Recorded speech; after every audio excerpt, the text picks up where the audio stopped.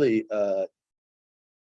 dedicate this year to the memory of Tamir Avihai, Moti Ashkenazi, and Michael Ledigan, who were victims in the terrorist attack today in Israel. All of whom were parents.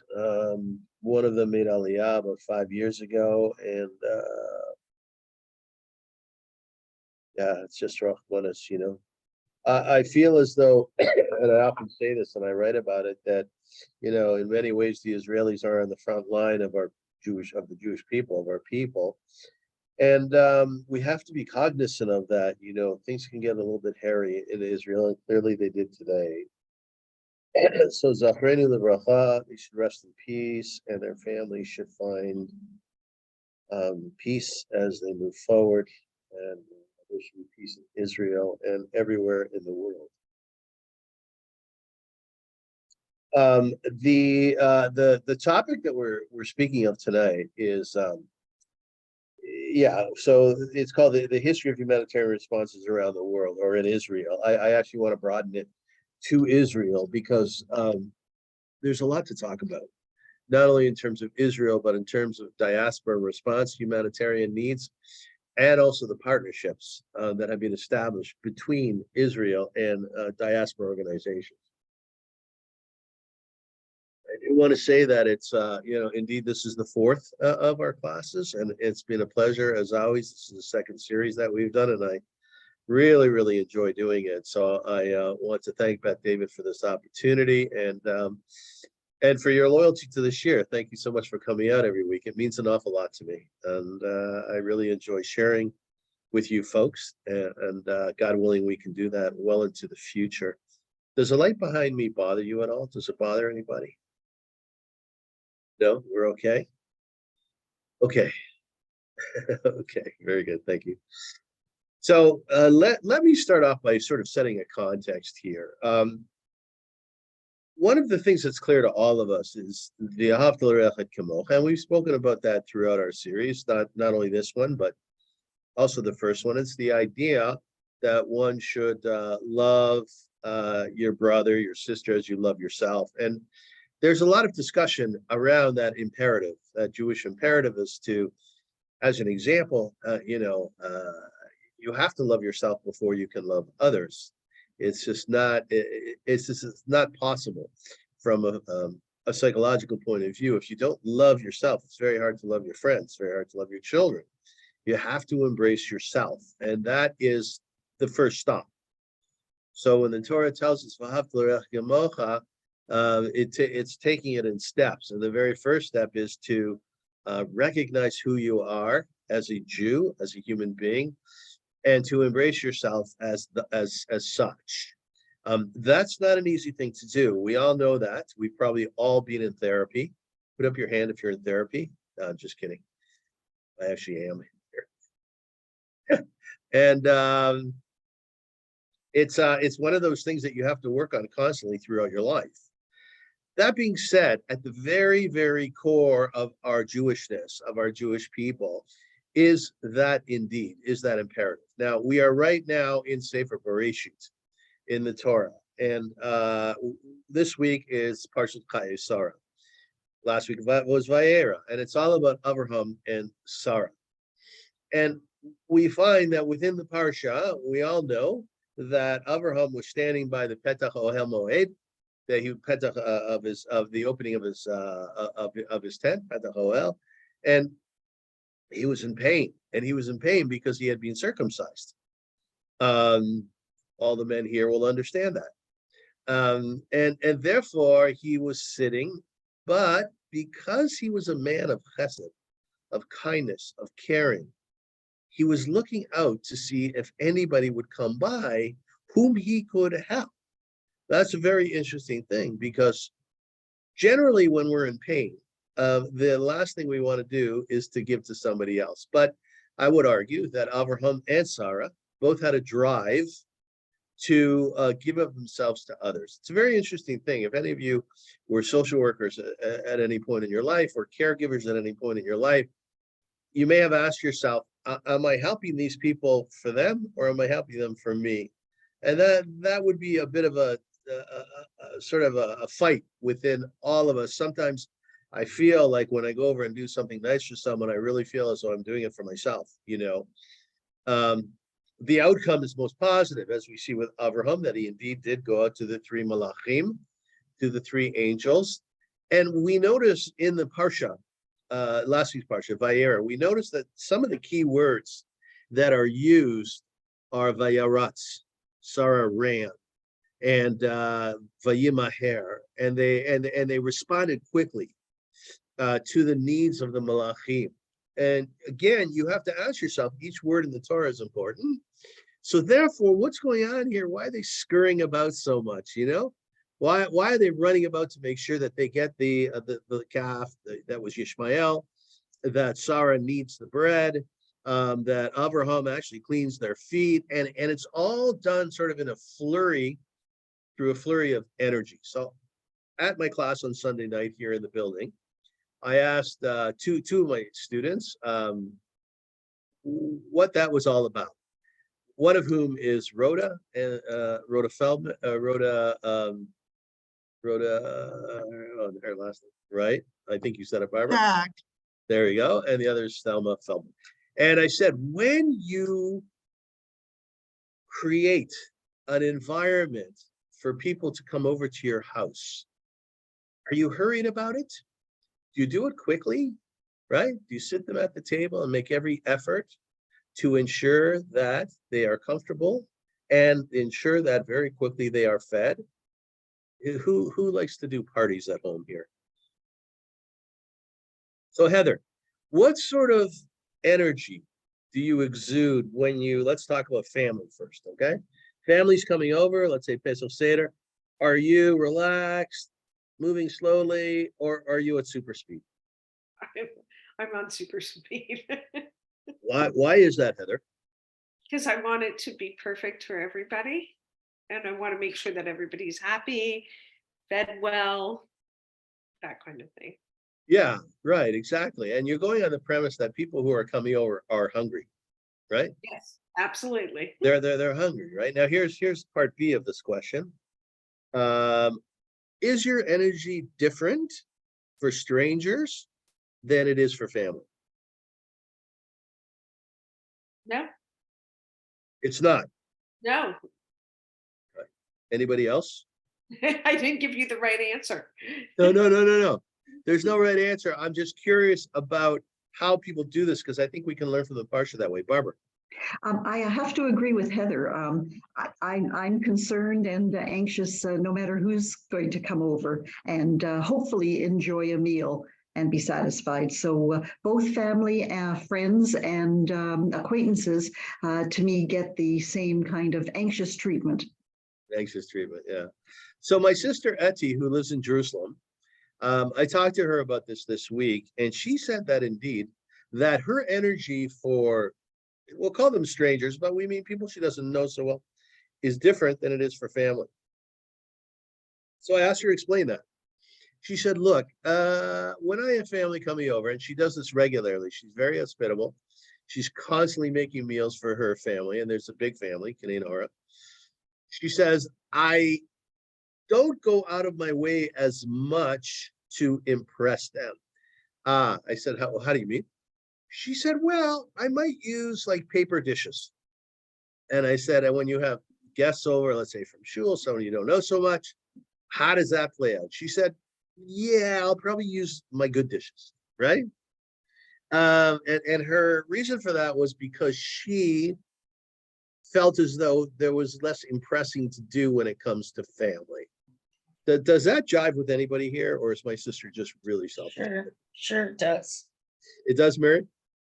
Yes, I think that not that you're putting on a show, but when you have guests, you tend to be more particular, whether it's the way the table is set, or you might have an extra side dish or something. You might put yourself out a little bit more.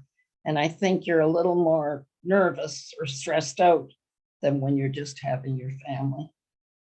Yeah, and the truth of the matter is it could go either way. You know, some people are like this, some people are like that. Heather's like this, my sister Etty's like that.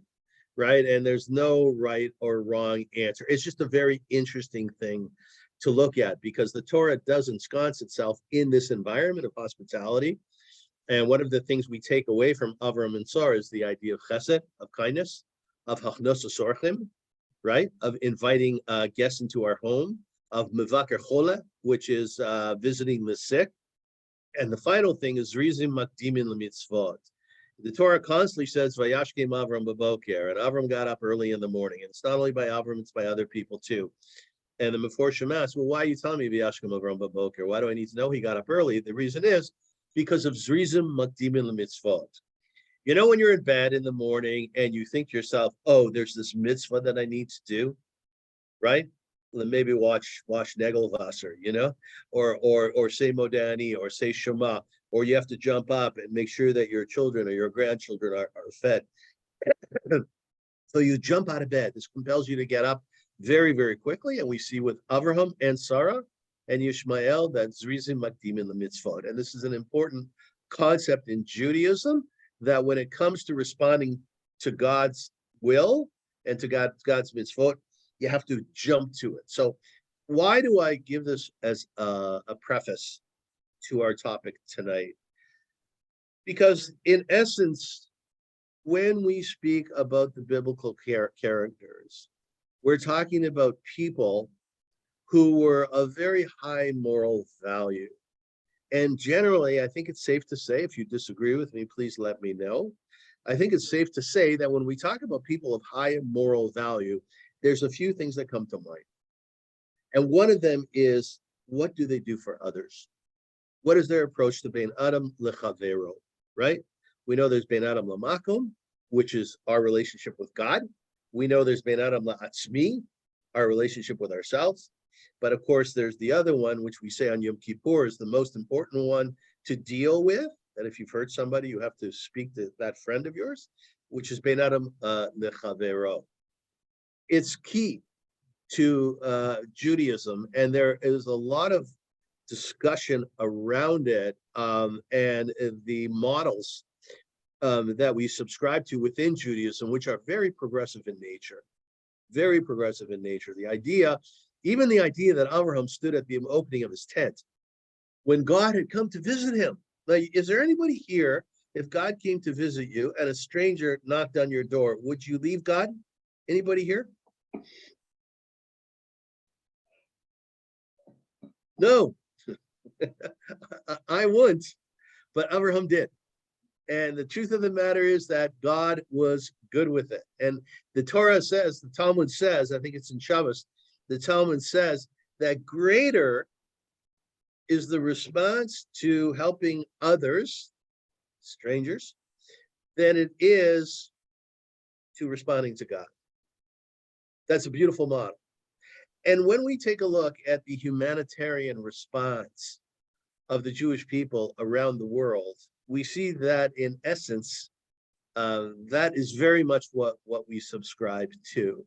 It's the idea that regardless of how strange the stranger is, that we run like Avraham did, like Ishmael did, like Sarah did, we run to make their lives better.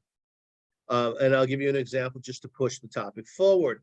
A number of years ago, when Via Hafta was doing international work, as well as crisis response, there were some doozers of a flood in Pakistan. Now, Pakistan, as we all know, is not what we would call a friend of Israel, right? I think that's safe to say.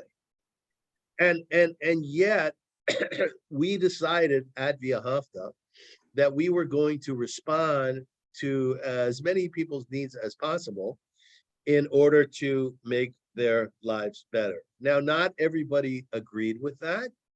There were those who said we have to choose our response more carefully. The idea being that if people hate us, if they don't like us, if they're our enemies, then why would we invest in helping them out? And that, by the way, is a reasonable question. It's a very reasonable question. The truth of the matter is, when we were on the ground there, I know a Jewish woman who works in the humanitarian field, she actually went to Pakistan. And I asked her, so what was it like there, Because we can't help but have this vision, this view of our enemies as being monsters, like they have a view of us. She said they were lovely people, and that after a little while, they really started to warm up to us and to respond to us, and accept our help graciously. So one really has to say, like, yes, it makes sense you help your friends, chaverim, but sometimes it's also wise to help those who we perceive as enemies. And the real lesson here is that we responded very quickly, and we responded with great elegance, I would say, and I believe that we helped a lot of people. Now, there's a lot of ethical questions when we speak about the Jewish world responding to others, and I'll give you one ethical question which you can mull about and you can take home with you. My very first humanitarian response was in 1994. I was working at the United Jewish Appeal at the time. That's where I met Bernie Shub. Bernie was the Board of Education, right? Yeah, Board of Education. And and at that time, there was a war which started in Rwanda, a very high profile war. We all know about it. We've all read the books about it and seen the movies. General Dallaire, who's a Canadian general, who's the head of the troops in Rwanda, and we all know his story. One of the things that we had to deal with was in Chad, which is the neighboring country to Rwanda. They started up a refugee camp, and in that refugee camp, there were both Hutus and Tutsis. The Hutus were the ones who perpetrated the war. The Tutsis were the ones who were, some people say up to 1 million were killed, macheted to death. I mean, it was a terrible, terrible war. Not that there's a good war. And I think I've told the story in one of the classes, we were able to secure Cipro from Barry Sherman, Zacharenu Levracha. He should rest in peace. And Honey Sherman, Zacharenu Levracha, should rest in peace. And Cipro is a really powerful drug. We probably all know it. And we got it from Bayer. I do believe I told. Do you remember this story? Do you guys remember this story? So I phoned Bayer and I said to Bayer, we need some Cipro. So the next day they come into our office with a little box of Cipro. And of course, that is not acceptable because there were no knockoffs of that drug. So I called them up and I was very vocal about who we were. I said, we are the United Jewish Appeal, and we need you to respond in a more vociferous manner. And I was very, very strong about it. Now, why was I so strong with Bayer? Why was I so strong with Bayer? Why did I make every effort to let them know we were Jewish?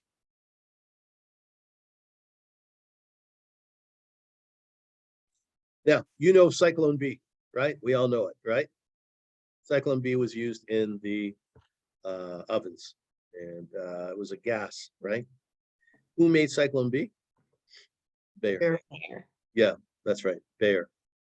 So they were very anti-Semitic. Yeah, they were. And I found out today that so was Adidas.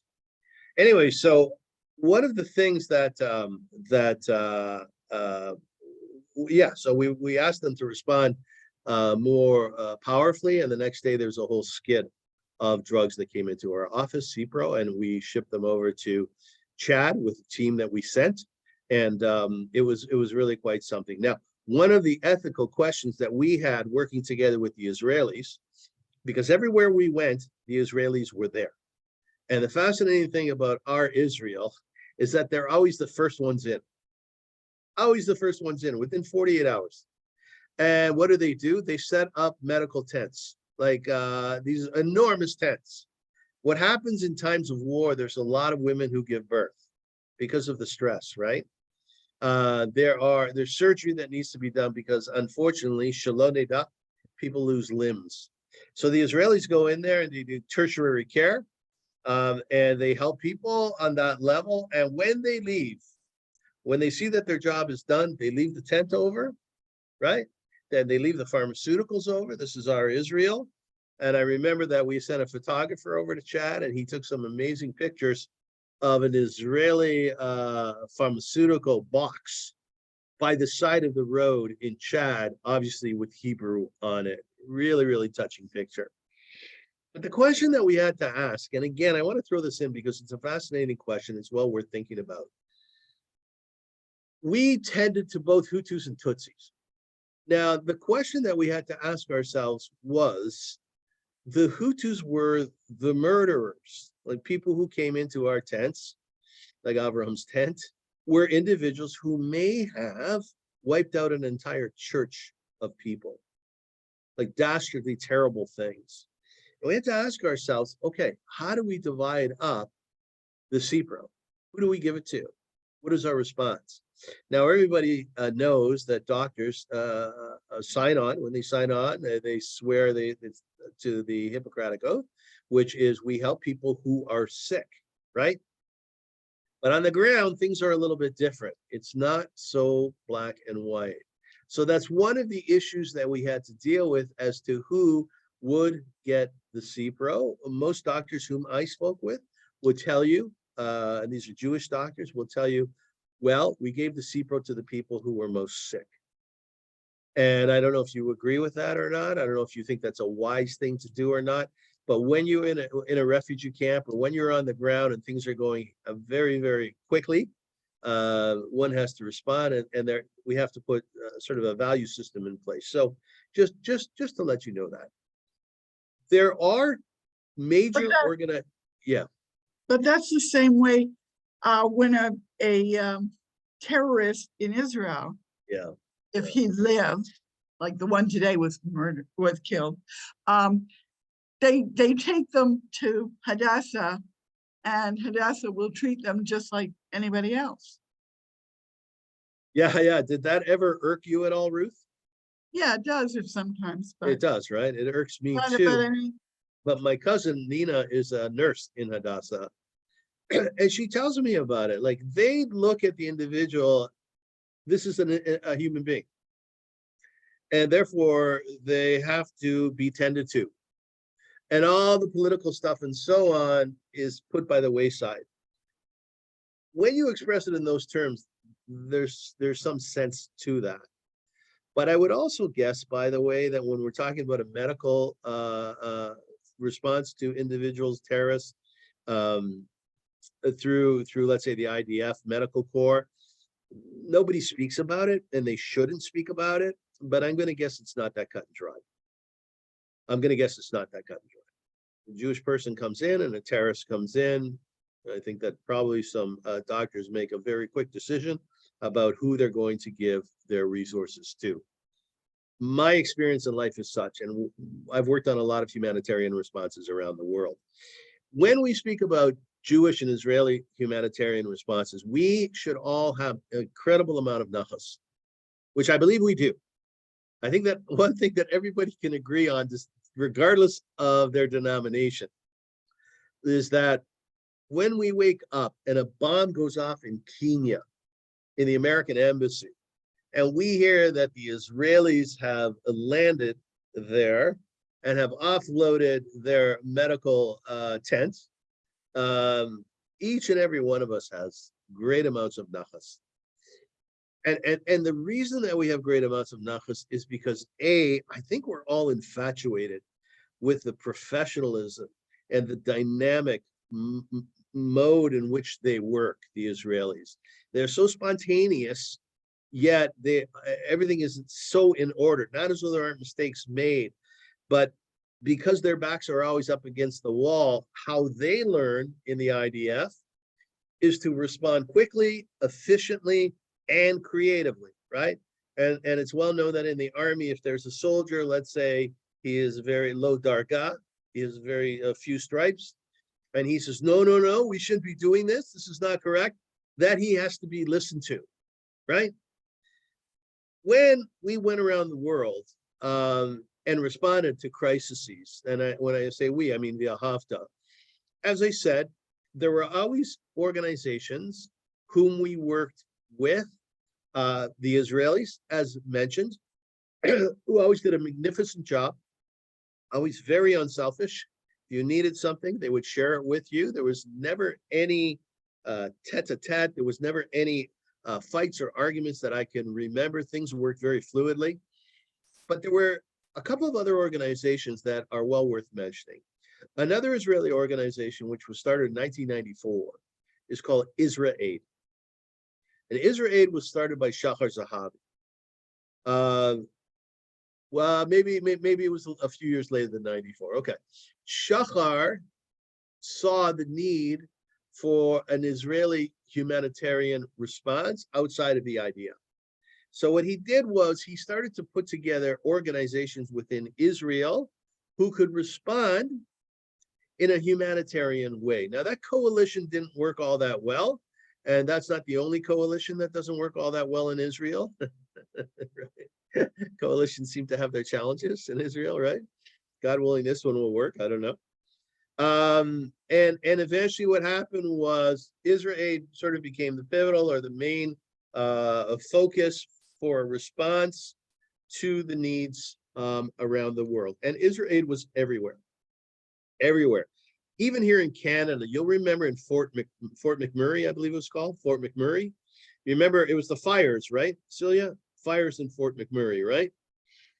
And the Israelis went there through Israel Aid and helped the locals. And the interesting thing was, and this is very Israeli, is that the government of Canada said that there was no need to get help, right? I mean, we're a rich nation, and rich nations very often say that. When there were fires in Haifa, you'll remember a few years ago, it was very interesting because Israel actually accepted humanitarian response from fire stations all over really Europe. But here the Canadian government said, we're okay, we don't need help, but Israel Aid came anyway. which again is an interesting thing and really reflects the spontaneity of the organization, as well as its willingness to work outside of the rules. And I think that's probably one of its successes. Now, the two big organizations that work very closely with the Israelis and very closely with most Jewish humanitarian organizations around the world, one of them is called the JDC, or the American Jewish Joint Distribution Committee. Sometimes it's known as the Joint, and sometimes it's known as the JDC. And the other one is the American Jewish World Service. Okay, these are enormous organizations. Both of them would be number 1 and 2, JDC being number 1 in terms of budgets. When you take a look at JDC's year end, and I was reading a report yesterday, I think in the bank and how much they raise on a yearly basis is close to $1 billion. It's absolutely astounding. The JDC was started in 1918, and the JDC was started because of the First World War. The executive director of the JDC, when it first started, went over to Turkey to work on rescue. Unfortunately, rest in peace, he was killed. But it was the beginning, it was the foray of the Jewish response to the needs around the world. And since its inception, the JDC has done a magnificent job, very quietly, of working in dozens and dozens of countries around the world. The United Jewish Appeal, or the United Israel Appeal here in Canada, through the Lipa Green Building, are supportive of the JDC. Money comes through us and goes to them, and they have had that partnership for many, many years. One of the reasons, by the way, you may be asking yourself, from a marketing point of view, it's called the JDC, it's called the American Jewish Joint Distribution Committee, it's called the Joint, right? And a couple of other names. Why is that? So a number of years ago, Michael Schneider, who was the executive director of the JDC when I was at the UJA, and he passed away at 83 years old a couple of years ago. He was a very, very, very brave man, very courageous man. All of these people are. And he explained to me that when the JDC started up, it was really important that when we went to certain environments, destinations, to help out, if you would say that you were the American Jewish Joint Distribution Committee in Pakistan, you were in trouble, right? But on the other hand, if you said, oh, we're the joint, yeah, we're an American organization here to help, then you would obviously be less identifiable as Jews. So depending on where they went in the world, that is what they called themselves. The American Jewish World Service is a magnificent organization, magnificent. I would ask you please to write down JDC and write down AJWS.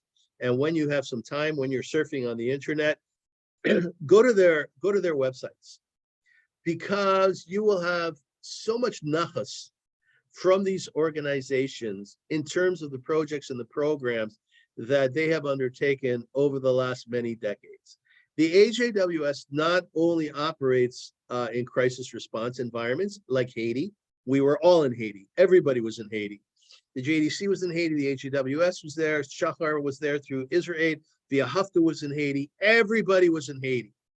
There are some crises which the world says, oh, this is terrible, and everybody responds to. Okay, but the AJWS not only responds to crises around the world, but they have also started up programs in pretty much every continent, helping groups of people like women in Zambia, as an example, empowering women, right, to learn leadership skills. Water is always a huge issue, as you know, when it comes to the comfort and peace within countries. AJWS has worked on water programs around the world. The JDC has done that. The Israeli organizations have done that as well. In fact, there was an organization called Latet, and Latet was an arm of the Israeli government, which was very highly budgeted. And essentially what they would do, in particular in their heyday, and it's still happening, is that they would go around the world and that they would impart their expertise. So we all know, as an example, that we made the desert blossom. When you go to the Negev, there's a palpable difference flying over the Negev than there is flying over the Jordan and its desert. A palpable difference. Why? Because over the years we learned irrigation systems. Some of them were not good, but some of them were extraordinarily good. And what we've done is we've taken those around the world and we've shared them with other people. It's called the Kiddush Hashem, and that is indeed V'ahavta l'reach kamocha. Similarly, we have developed systems to help people with their seeing. Anybody here know or knew Arnie Noyak? Does that ring a bell? Marion, did you know Arnie Noyak? Rest in peace. Can't hear you, dear.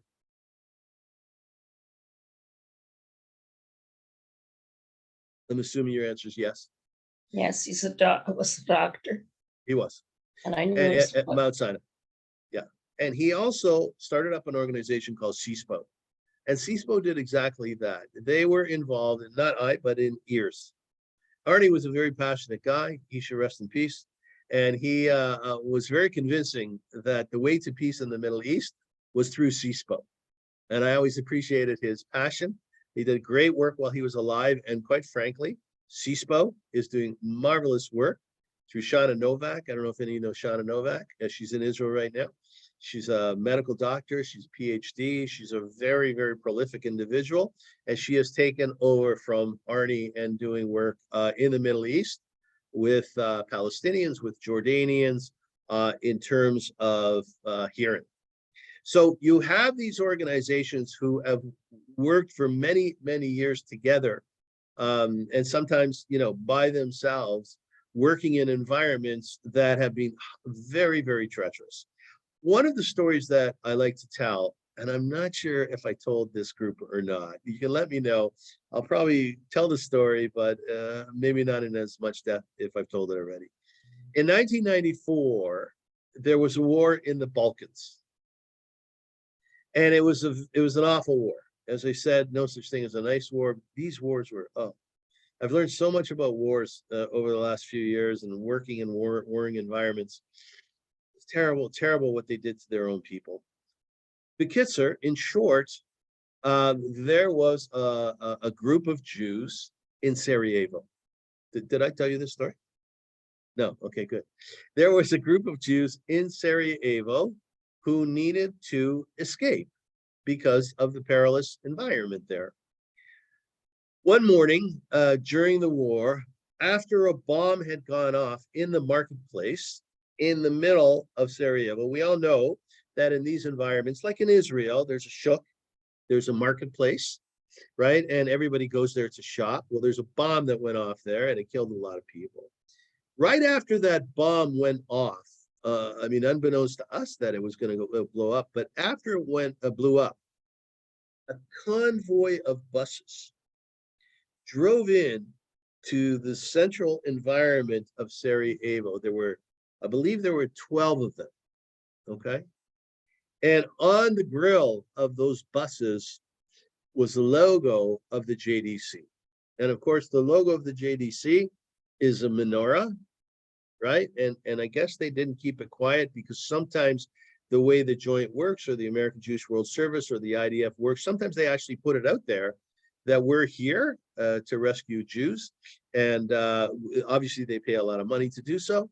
And they are therefore recognized as Jews and Israelis, and that is okay in these environments. Now, they gathered up 350 people onto their buses. What we learned later on was that 2/3 of the people whom they rescued were not Jewish. Were not Jewish. And what we learned as well was that one of the people on the bus was a woman who was like 98 years old. She was Muslim. Turns out she was a righteous Gentile during the war. And the JDC, together with the IDF, the AGWS, all these other organizations, they rescued her and they rescued these other people. And when you hear the stories about the rescue, again, I would tell you, do a Google search on YouTube search on these rescues because it's all out there. They had to go on these roads which were sort of creeping over a cliff. As you know, if you've ever been on a bus in Jerusalem or Tel Aviv, you say Baruch Hashem that the bus drivers are who they are because they can manage really perilous environments. They rescued these Jews and the non-Jews, and they took them to Israel. And the interesting thing was that this woman who had been a righteous Gentile, she did not want to stay. So she went back to the former Yugoslavia. And when she went back to the former Yugoslavia, she stayed there. Obviously, things were not good. You're an older person, things are not good. The IDF came back and the JDC came back and they did a subsequent rescue. They rescued her again. And they said, this time you're going to stay put. And indeed she did. She went to Israel and she stayed there and she actually died there. Another story which is phenomenal, just phenomenal. You'll all remember Operation Solomon and Operation Moses, right? You'll all remember that. It's when we rescued Ethiopian Jews. Yeah. Yeah. These were unbelievable times. I was very, very blessed. Very, very blessed.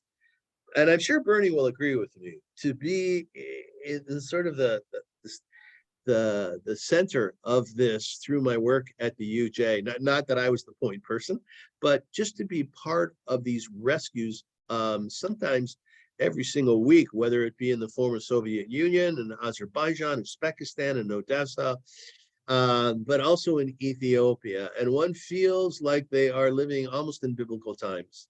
The idea that we rescued other Jews. So here's a fascinating story. The IDF flew their planes, these enormous planes that they cleared out into Ethiopia to rescue a number of what was called pejoratively, who were called pejoratively the Falasha, the Beta Yisrael in much nicer terms. I'm sure Bet David was involved in some level in Ethiopian Jews. Everybody was. So they at that time, the guerrillas were about to take over the capital, Addis. And they had very little knowledge about what they were taking over. All they knew was that they would be in charge once they took over. As to what that meant, they weren't quite sure. So the Israelis approached the leadership, the guerrilla leadership, and they said to them, and I heard this story, by the way, from one of the Israelis who was involved. Although that's a bit problematic because throughout my years, every time I'd meet an Israeli, they would tell me they were involved, right? So I don't know if you've had the similar experience, yeah? So the Israelis went to the leadership and they said, look, what do you want from us to bring these Beta Yisrael, these Ethiopian Jews, out of Ethiopia and fly them to Israel? They said, we want $40 million. Okay, $40 million it is.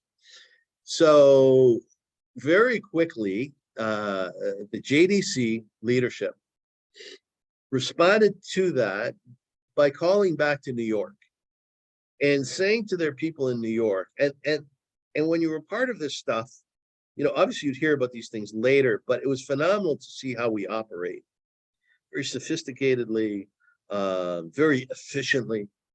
They called back to New York. They said, look, here's the story. Okay, we're here. We want to get these Ethiopian Jews out of here. We want to take them to Israel. We said we would. And it's going to cost us $40 million. So here's what we want you to do. We want you to approach 3 or 4 or 5 Gvirim. Everyone knows what Gvirim are. They're wealthy Jews in the New York Jewish community. And we want you to tell them that this money is needed. It's needed right away, and it's needed in cash. They said, okay. And they went about doing that. And sure enough, within a day, they had collected $40 million. So Jewish leadership in Ethiopia, through the IDF, through the JDC, they go back to the guerrilla warfare, the guerrilla leadership, and they say, okay, we have your $40 million. And they said, okay, well, give it to us. They said, well, we're not just going to give it to you. We're going to put it in your accounts in Switzerland. Well, the guerrilla leadership said, that's all fine and dandy, but we have no knowledge of those accounts whatsoever. And the Israeli who was dealing with them responded, I just remember being told this story. I started to laugh. He said, don't worry. We know your Swiss bank account numbers, and the money is already deposited. It was magnificent stuff. Magnificent stuff. Like, you can be so deeply proud of who we are as a people because we are so creative, And indeed, the money was there. The guerrillas saw that the money was there, and soon enough, the planes took off and rescued the Beta Yisrael, and then they came back. There were other rescues. Now we're talking about the Falashmora. Interesting thing was, I remember being told a story too, that there was in all these environments, there's great tragedy, great tragedy. Can you imagine if you were on the ground in Addis or just outside of Addis, and you were about to take off? The plane was about to take off, and you're standing there, and you're a mother, and maybe your husband's there, and you have like a bunch of kids, and for whatever reason, they do not put you on the plane. Now, these are very dangerous environments, extraordinarily dangerous. And as the plane started to take off, one of the mothers started to run after the plane. I remember the story being told. And she was yelling and shouting. And the person who was responsible for this operation, he instructed the pilot, they were only taxiing slowly. He instructed the pilot to stop. And he did. And you remember the guerrillas were on the doorstep of Addis. And they opened the doors and they put down the ladder, they put down the stairs. And this woman and her husband and her children came up onto the plane, and they were rescued, and they were taken to Israel. So I tell you this story and the other stories because these really are a reflection of Avrum and Sarah standing at the Petach Ohel, at the opening of their tent. It's obviously a much larger situation, but it reflects the goodness and the kindness and the Zrizim Magdimin Lemitzvot, the great hurriness that the IDF and the AGWS and the JDC, how they responded to the needs of these people. And you can be assured that the people who were part of the operation probably had little understanding as to who they were saving, right? You'll probably remember each and every one of you when we did rescue the Bet Yisrael. It was very bizarre. Like, who are these people, right? Very, very strange. But we did. Excuse me. And we did it in the most beautiful way. These stories are aplenty. They're aplenty. As I mentioned to you before, when we were working on Operation Exodus, almost every single week, we would read the JTA, which is the newspaper that comes out every day. And it would tell us about rescues that were happening all over the former Soviet Union. As I mentioned before, Azerbaijan, Uzbekistan, Odessa, and the list continues. These were done through great courage and through great bravery and through partnerships between Israel and diaspora Jewry. More often than not, they were successful. And therefore, when you take a look at Israel today, there is a huge contingent of Russian Jews who live there, and many of these Jews, if not all of them, were rescued by our people, by the Jewish people. So my throat is hurting me a little bit. We have about 10 minutes to go. Perhaps if you have any questions, I'd be more than happy to respond.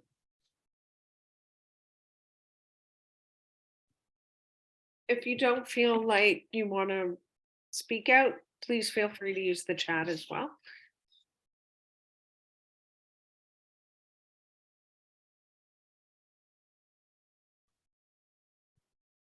Avrum? Yes. It was very interesting that you mentioned to us about the Ethiopian Jews and Operation Solomon.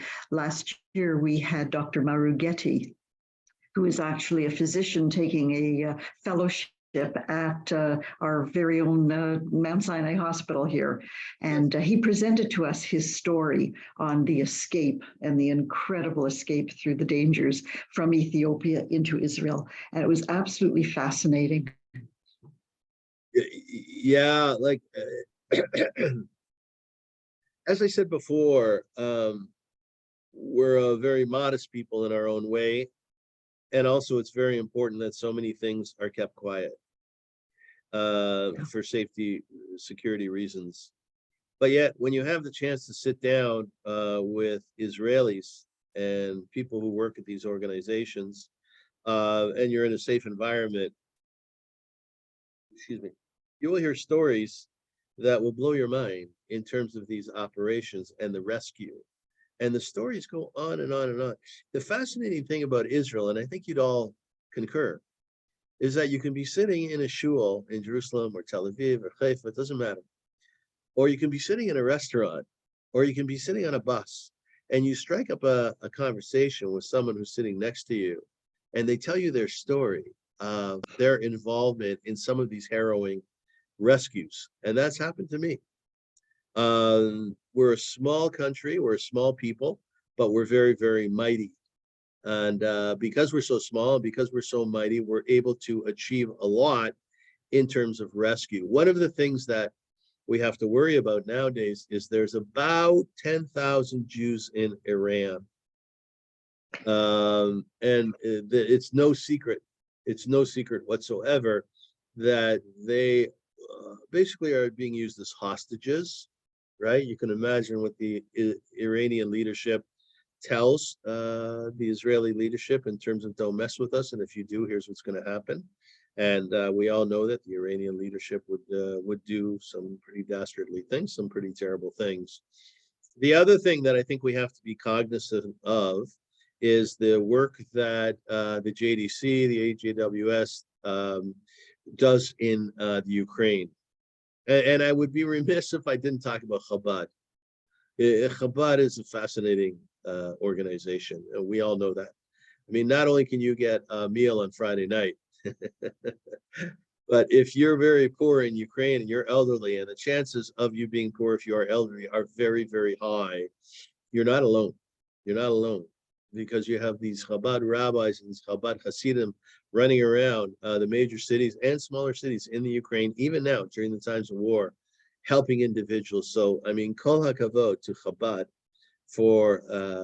for what they do in terms of rescue. These are very, very brave people. You'll often see a rabbi in a particular town or city in the Ukraine with his wife. Now during the time of war, they would have gotten their children out. But the fact of the matter is, these are very courageous Jews who are truly living up to what we're supposed to do as Jews, which is to be brave and which is to help others. And sometimes it's to help the stranger. So yeah, we have to give them a pat on the back as we do all these other organizations. I'm very, very proud of what V'ahavta accomplished. We used to have an international arm. We used to have a crisis response arm. People felt as though it was too much for one organization. I didn't, but I do bite off more than I can chew very often. And now we sort of whittle it down to helping the homeless in Toronto, and which is a huge thing, and helping the impoverished in Toronto. If you've never gone out on the V'ahavta van, do so. Do so, because it's an experience like no other. And even on top of the experience, it's also a tremendous Kiddush Hashem. It really is. It's a very, very holy thing that we do by helping Jews and non-Jews, no matter who it is, in the streets of Toronto. But when we had international arm and crisis response arm, we would send teams to places like Honduras, Tegucigalpa, after an earthquake. We went to Turkey in Duce, again, after an earthquake. As I said before, we had a team of people, medical personnel and otherwise, in places like Haiti. And we also were on a regular basis, we were in places like Guyana and Zimbabwe. And we had operations going there. We had teams of doctors and nurses and OTs and pharmacists and so on, administrators who would literally go into the rainforest of Guyana, and we would set up medical clinics there, and we would tend to the folk who generally had about $1 worth of medical care a year. We would bring $500,000 or $1 million in pharmaceuticals, and we would dispense of it. We were also in rural Zimbabwe, and in rural Zimbabwe, as you can imagine, there were studies that were done. I remember one particular study that was done. They asked people who live in rural Zimbabwe, how many items do you have in your hut? And the average number was, you want to throw out a number? People who live in rural Zimbabwe, how many items do you think they own? Yeah, Noreen. 5. Yeah, right. 5 or 6. Yeah. And if you had a pair of shoes, you would share it with all the other children, right? You guys all know about the pencil organization. You familiar with the pencil organization? So somebody realized that one of the big problems in environments like rural Zimbabwe is that they don't have school supplies. So I believe it was, I don't remember who it was, I'm sorry. But anyways, this woman started to collect pencils and she collected like a zillion pencils. And then obviously then she would start, collecting other school supplies and send it over to these environments. And we did that too. We had kinder kits and we sent them all over the world. But in Zimbabwe, this study reflected that there were 5 or 6 items in each and every household on average, versus ours of about, maybe on average of about 1,000. Like if you would go around your house and you would count the things that you have, you would be amazed at how much we own and how much they don't own, So to work in these environments was, again, a real Kiddush Hashem. And it also helped us to understand who we are as a very, very lucky community. I think in conclusion, I really want to focus on that. I so often say that we who live in Toronto, Ontario, Canada, it's as if we live in the Garden of Eden. It's as if for some reason God decided that Ruth Shapiro and Celia Goldberg and Barbara and Noreen and Heather and me and Bernie, v'chulu, we're going to get the best of the best. And if you take a look at history, you will see that rarely has there ever been such a quality of life as we experience here in Toronto and Ontario and across Canada. And there's always reasons to complain. That's who we are as a people. But the truth be told, if you go to rural Zimbabwe, or if you go to some of these environments that we were in, you would be absolutely amazed at what they don't have. What they don't have. And of course, we can get into discussion about material goods versus spiritual gifts, and there's a lot to be unpacked there. But the truth be told is that, I live down the street from Earl Bales Park. And we, we're all near Beth David, right? And sometimes in the morning, I'll grab a coffee and I'll go over to Earl Bales and I'll sit there and I'll be just overwhelmed by the beauty that's only minutes away from my house. And then I'll walk into Metro and I'll see the dozens and dozens of different fruits and vegetables, the various different apples and the pears that I can buy, that that my son and I can purchase. And there's no lack of food, even though there's some challenges right now in terms of supply lines. But the truth of the matter is, all of us growing up, we all basically had what we needed. I'm going to guess there's not a person on this Zoom who has ever starved, who has never gone without, because we haven't. We haven't. We've been blessed. We live in the Garden of Eden. So proud to be a Jew has been the theme of this series. And I think that there's a lot to be proud of. There's pride that we can have in these wonderful models that work within the Torah that we're taught on a regular basis. Our community is magnificent. Again, with its challenges, I accept that. Nothing is perfect. There's over 100 shuls in this city. I don't know, maybe there's 120, maybe there's 130. There's Shtibelach, there's Reform, there's Conservative, there's Orthodox. There's across the board. If you want to go to a different shul every week, you can do so for a couple of years. So I would suggest really strongly that you see that if you don't, and that you take something out of that. With this blessing, with this bracha comes a responsibility, and that responsibility is Zrizim Makdim Mitzvot. It's Achnosos Orchim. It's visiting the sick. It's making sure that we respond really quickly to the needs of strangers and, of course, to our family. And it's to take this blessing that we received here, for whatever reason we received it, and to use it in the most beneficial manner. Teach that to your children, teach that to your grandchildren, as they say in Shema. And no doubt, God willing, will the Jewish people will continue to grow, be safe, be secure, work efficiently for ourselves and around the world for eternity. So thank you so much for this opportunity. I enjoyed it a lot, and it was great. You guys were really participatory and positive, and that made me very, very happy. So yeshikach to all of you. Thank you so much. Thank you. Thank you. Thank you so much, Avrum. Thank you. First of all, let us wish you a refuah shlema, Yeah, and please thanks. get better and get healthy and Thanks. stay well. And also, I don't think that we realize just how important self-acknowledgement is. So I want to thank you very much for that, because it's not something that we really give thought to. Yes. And the other thing is, once again, you've encouraged us to consider moral values. And I think that that's really important for us. So thank you so much. And thanks for sharing all of your knowledge and tidbits of stories with us. And it's been wonderful to have you with us for the month. Yeah, thank you. And the coordinators did a wonderful job. Thank you. I appreciate it a lot. Just a reminder, tomorrow night we have Rabbi Shaim on at Beth David at 8:00. So please join us either through Zoom or in person. We hope you can. 7:30. 7:30. Sorry, 7:30, not 8:00. Tonight's 8:00. 7:30. We look forward to Rabbi seeing you. Shaim, say hello. Be well. Thank you, Sint. Okay, take care, everybody. Stay well. Good to see you. Thanks for joining us tonight. Enjoy this.